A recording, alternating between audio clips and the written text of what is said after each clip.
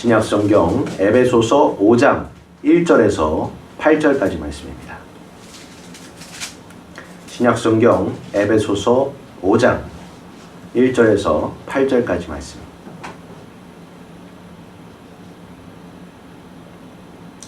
다 찾으신 줄 알고 한 절씩 교독해서 읽겠습니다. 제가 먼저 읽습니다. 그러므로 사랑을 받는 자녀같이 너희는 하나님을 본받는 자가 되고 그리스도께서 너희를 사랑하신 것 같이 너희도 사랑 가운데서 행하라. 그는 우리를 위하여 자신을 버리사 향기로운 제물과 희생 제물로 하나님께 드리려지니라. 음행과 온갖 더러운 것과 탐욕은 너희 중에서 그 이름조차도 부르지 말라. 이는 성도에게 마땅한 바니라. 누추함과 어리석은 말이나 비롱의 말이 마땅치 아니하니 오히려 감사하는 말을 하라. 너희도 정령 이것을 알거니와 음행하는 자나 더러운 자나 탐하는 자 곧 우상 숭배자는 다 그리스도와 하나님의 나라에서 기업을 얻지 못하리니 누구든지 하나된 말로 너희를 속이지 못하게 하라. 이로 말미암아 하나님의 진노가 불순종의 아들들에게 임하니. 그러므로 그들과 함께 하는 자가 되지 말라. 너희가 전에는 어둠이더니 이제는 주 안에서 빛이라. 빛의 자녀들처럼 행하라. 아멘.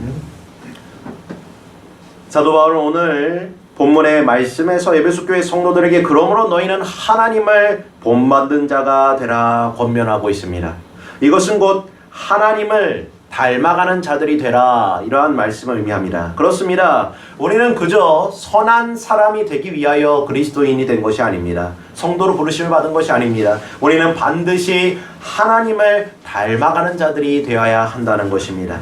왜 그래야만 합니까? 왜 우리는 하나님께서 그러하신 것 같이 우리도 그러한 삶을 살아야 합니까? 바울은 가장 중요한 이유로서 우리가 바로 하나님의 자녀들로서 부르심을 받았기 때문이라 전하여 주고 있습니다.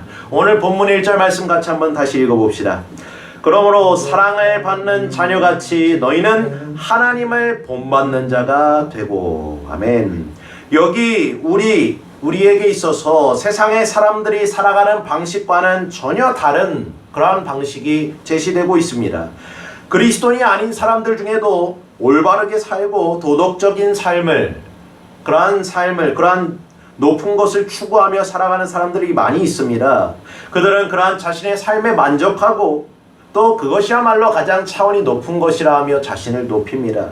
그러나 그러한 삶은 우리 성도들이 추구해야 할 삶과 비슷하거나 또한 동일해 보이는 것처럼 보일지라도 그 본질은 완전히 다르다는 사실이 이를 통해서 나타난다는 것입니다.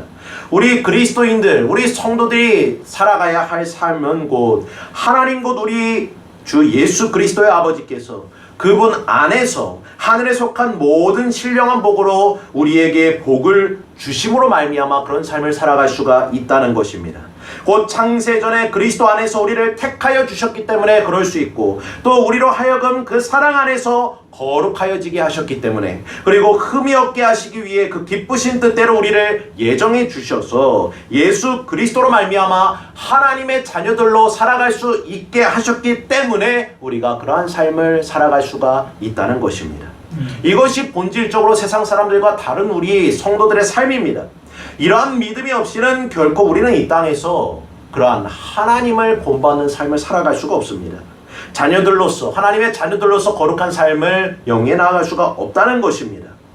왜 그렇습니까? 우리는 모두 죄인들이기 때문입니다. 본질상 진노의 자녀들이었습니다. 그러나 하나님의 측량할 수 없는 은혜와 사랑으로서 우리가 용서하심과 용납하심을 받았다는 것입니다.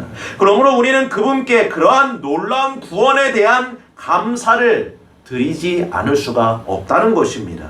왜냐하면 우리가 만일 하나님께 용서를 받지 못하였다면, 그분께서 우리를 용납하여 주지 아니하셨다면 우리에게는 전혀 소망도 없고 오직 절망만 가득한 삶이 펼쳐져 있을 것이기 때문입니다. 하지만 저와 여러분은 하나님의 오래 참으심과 용서하심 가운데 사랑받는 자녀들, 곧 사랑을 입은 자녀들이 되었음을 믿으시길 바랍니다. 진정 하나님께서 우리를 사랑으로 확증하여 주셨고 계속해서 그러한 사랑을 우리에게 부어주고 계심을 믿으시길 바랍니다. 그분께서 우리의 모든 삶에 관심을 두고 계시며 또 연약함에 휩싸여 있는 우리를 위로하시고 날마다 능력으로 채워주신다는 사실을 믿어야 합니다. 그런즉 이러한 하나님의 사랑을 받는 우리의 반응이 어떠해야 하는가를 지금 바울은 성도들에게 일깨워주고 있다는 것입니다. 우리가 이 복음의 진리를 진실로 믿음으로 받아들인다면 우리의 삶의 모든 소원과 소망은 우리 하나님 아버지를, 그분을 사랑하는 삶으로 나타나야 마땅하다는 것입니다.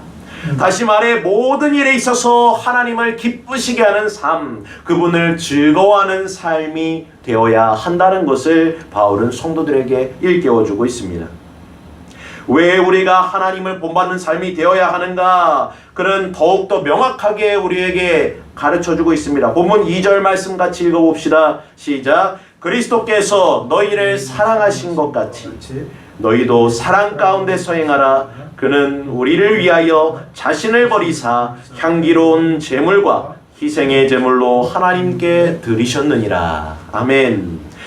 우리가 천사의 말을 한다 할지라도 이 사랑이 없으면 소리나는 굴이나 울리는 꽹과리와 같다고 바울은 고린도전서 13장에서 그렇게 전합니다. 지식에 있어서나 우리가 이해의 그 폭이 아무리 넓다 할지라도 산에 옮길 만한 믿음을 우리가 가지고 있을지라도 자신의 몸을 불사르는데 내어줄 그런 열정이 있을지라도 이 사랑이 없으면 우리는 아무것도 아니라 그는 증언합니다.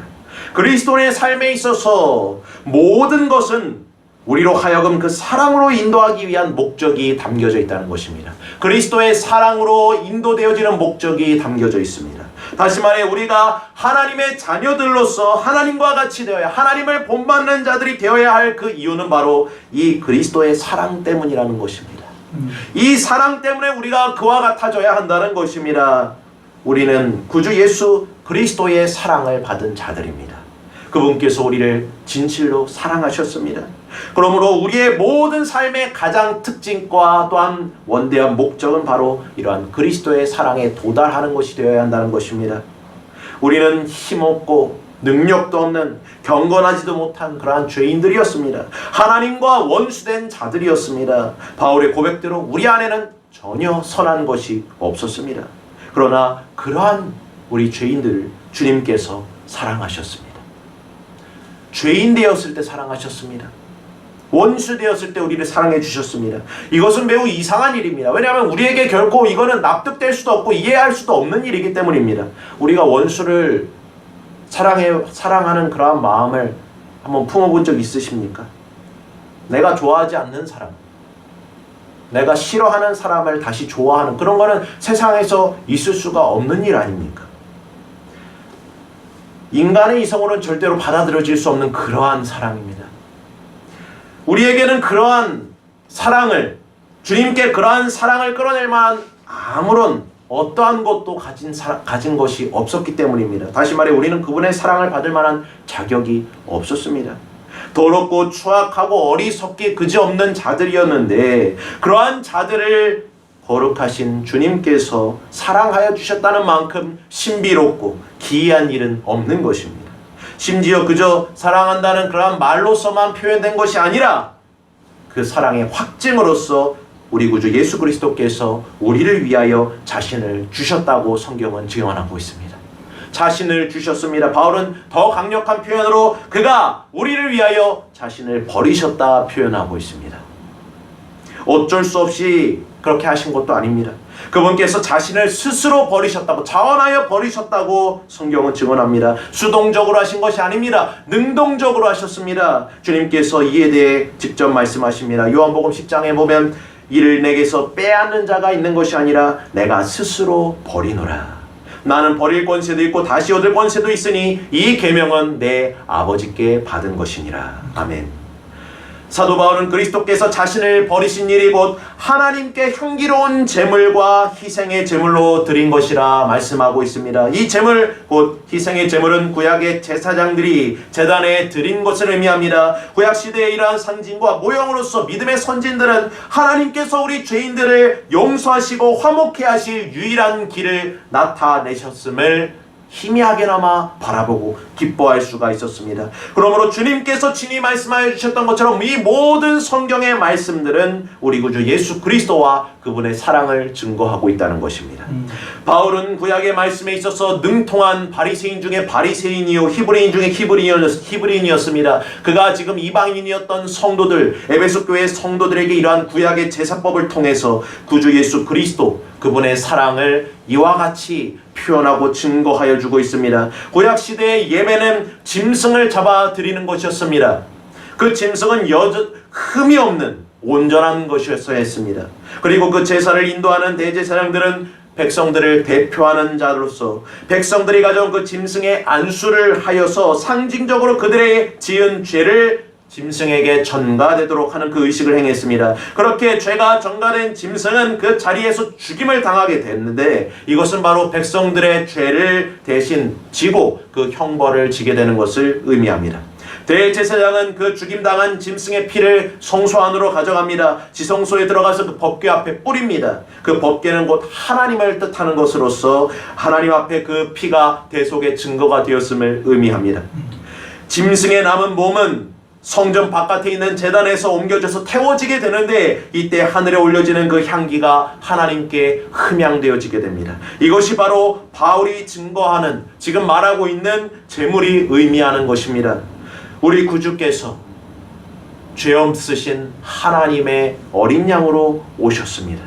그래서 세례 요한은 주님을 바라보고 이렇게 말하였습니다. 보라, 세상 죄를 지고 가는 하나님의 어린 양이로다. 아멘. 그가 십자가에 달려 죽으실 때 이와 같은 향기로운 제물로서 희생 제물로서 하나님 아버지께 올려주셨다는 것입니다. 그분의 귀하신 몸이 갈기갈기 찢어졌고 또한 보배로운 피가 이 땅에 흘려지게 되었습니다. 하나님께 드리는 진정한 생축으로 향기로운 제물과 희생 제물이 되셨다는 것입니다. 그래서 우리 주님께서 그 십자가에서 숨을 다하시기 전에 이와 같이 선언하신 것입니다. 다 이루었도다. 아멘. 하나님과 그분의 거룩한 율법이 완전하게 만족하게 되었습니다. 하나님께서 이를 충족히 여기셨고 완전하게 받아들이셨습니다. 그로 말미암아 우리 죄인들은 하나님과 화목할 수 있게 되었고 용서를 받게 되었다는 것입니다. 사도 바울은 이미 에베소서 2장에서 이와 같은 말씀을 전해주었습니다. 그는 우리의 화평이신지라 둘로 하나를 만드사 원수된 것 곧 중간에 막힌 담을 자기 육체로 허시고 법조문으로 된 계명의 율법을 폐하셨으니 이는 둘로 자기 안에서 한 새 사람을 지어 화평케 하시고 또 십자가로 둘을 한 몸으로 하나님과 화목하게 하려 하심이라.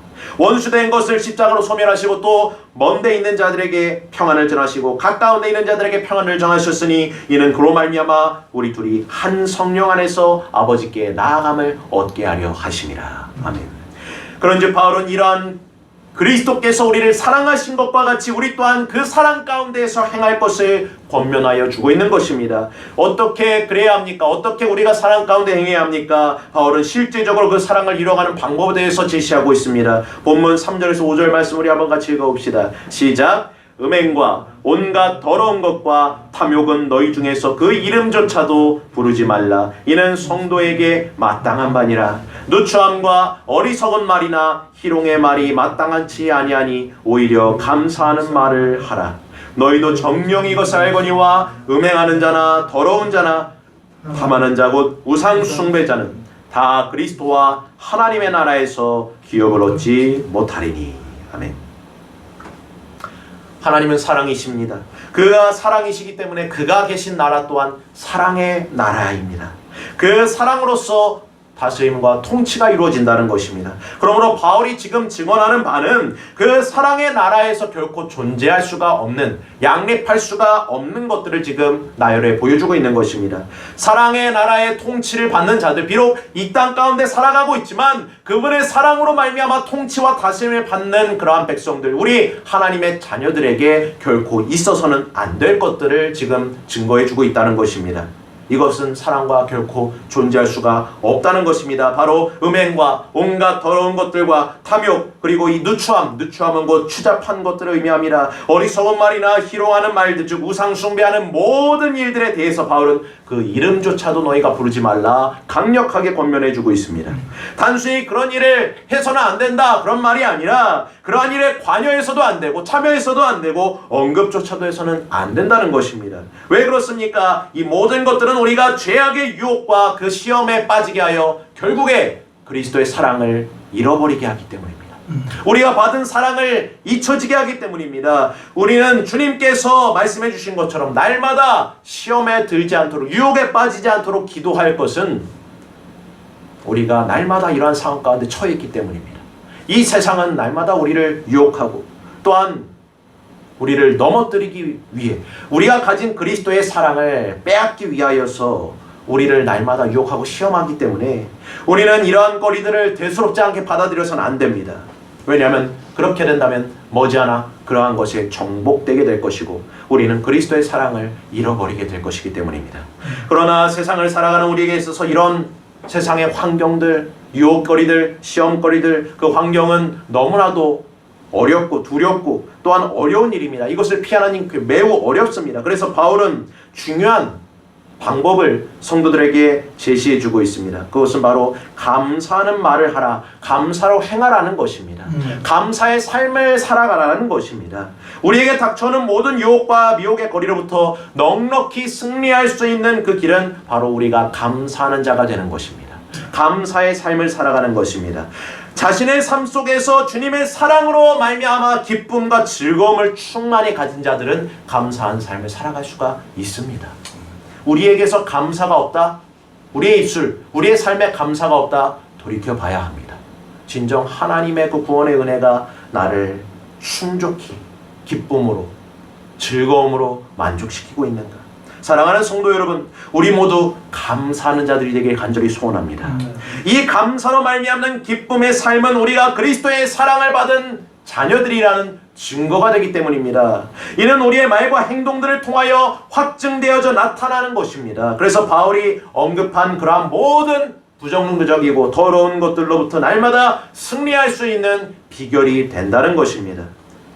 사도 바울은 데살로니가 교회 성도들에게 이와 같이 증언해 줬습니다. 우리 너무나 잘 아는 말씀입니다. 항상 기뻐하라, 쉬지 말고 기도하라, 범사에 감사하라. 이것이 그리스도 예수 안에서 너희를 향하신 하나님의 뜻이니라. 그 뒤에 말씀 보십시오. 성령을 소멸하지 말며 예언 곧 하나님의 말씀을 멸시하지 말고 범사에 헤아려 좋은 것을 날마다 취하고 악은 어떤 모양이라도 버리라.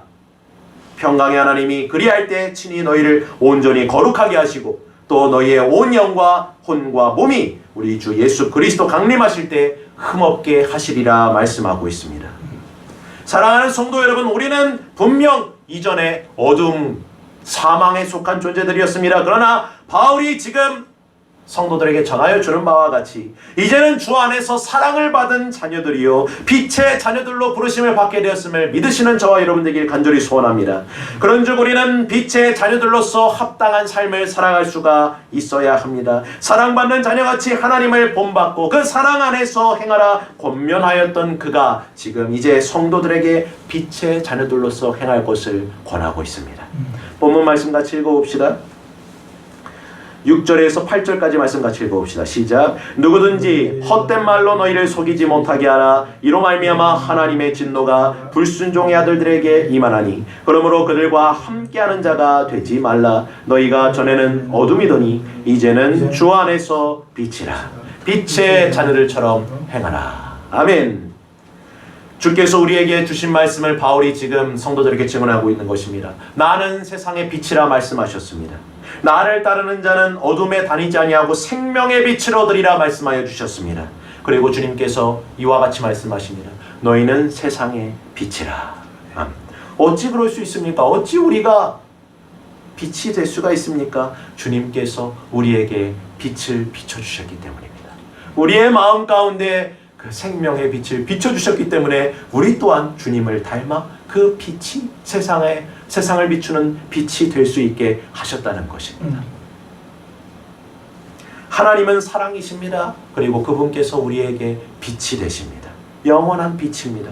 그런즉 우리가 날마다 빛 가운데서 행하고 살아가기를 힘쓸 때 그분의 사랑이 빛 가운데 우리에게 충만히 임하는 그러한 기쁨의 삶을, 감사의 삶을 살아갈 수가 있게 된다는 것입니다. 요한복음 1장 말씀 보면 사도 요한이 이렇게 증언합니다. 참빛 곧 세상에 와서 각 사람에게 비추는 빛이 있었나니 그가 세상에 계셨으며 세상은 그로 말미암아 지은 바 되었으되 세상이 그를 알지 못하였고 자기 땅에 오매 자기 백성이 영접하지 아니하였으나 영접하는 자 곧 그 이름을 믿는 자들에게는 하나님의 자녀가 되는 권세를 주셨으니 이는 혈통으로나 육정으로나 사람의 뜻으로 나지 아니하고 오직 하나님께로부터 난 자들이니라. 아멘. 악을 행하는 자마다 빛을 미워하여 빛을 오지 아니하나니 그는 그 행위가 드러날까 하며 진리를 따르는 자들은 빛으로 오나니 이는 그 행위가 하나님 안에서 행한 것임을 나타내려 하심이라. 아멘. 하나님께서 이와 같이 생명의 빛을 우리에게 비춰주셨습니다. 어두운 데서 빛이 빛이라 하시던 그 하나님께서 예수 그리스도의 얼굴에 있는 하나님의 영광을 아는 빛을 우리의 심령 가운데 비춰주신 것입니다. 그가 우리의 심령 가운데 들어오셨습니다. 그리고 우리는 모두 그분께 속하게 되었습니다. 우리는 그분과 연합된 삶을 살아갑니다. 그러므로 우리는 그분이 오직 우리의 영광의 소망이 되심을 고백합니다. 그가 우리의 포도나무 되심을 고백합니다. 우리는 그분의 가지가 됨을 고백하는 것입니다. 그분으로부터 온전한 영양분과 생명을 공급받습니다. 그가 없이는 우리는 살 수가 없습니다. 영원한 생명과 빛에 함께 참여하게 된 사랑하는 성도 여러분, 하나님께서 우리로 주 안에 빛이 되게 하셨음을 믿으시기 바랍니다. 그가 친히 우리의 머리가 되어주셔서 빛과 사랑으로 우리를 날마다 충만히 채워주심을 믿으시기 바랍니다. 그러므로 그분께서 우리가 이 땅 가운데서 사랑으로 행할 수 있도록 날마다 그 은혜를 부어주심을, 빛의 자녀들로 행할 수 있게 하셨음을 확신하며 사랑으로 역사하는 그 믿음 안에서 살아가는 저와 여러분 되기를 간절히 소원합니다. 우리 모두 하나님께 감사하는 자들이 됩시다. 우리로 하여금 빛을 바라만 보게 하지 않으시고 우리가 세상 가운데 빛으로서 살아가게 하신 그러한 놀라운 영광 가운데로 인도하신 하나님께 감사하는 자들이 됩시다. 날마다 하나님을 본받으며 사랑으로 행하는 빛의 자녀된 삶을 살아가는 저와 여러분 되기를 간절히 소원하며 이 말씀을 드립니다. 마지막으로 골로새서 3장 15절 17절 말씀을 읽어드리고 마치겠습니다.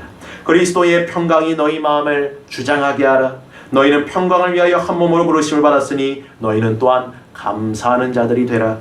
그리스도의 말씀이 너희 속에 풍성히 거하여 모든 지혜로 피차 가르치며 권면하고 시와 찬송과 신령한 노래를 부르며 감사하는 마음으로 하나님을 찬양하고 또 무엇을 하든지 말에나 이래나 다 주 예수의 이름으로 하고 그를 힘입어 하나님 아버지께 감사하라. 아멘.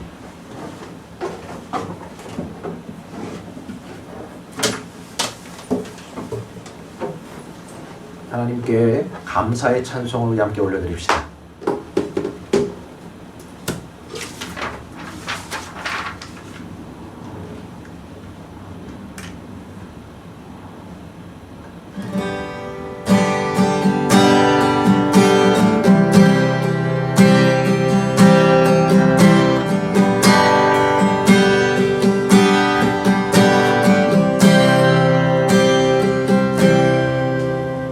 감사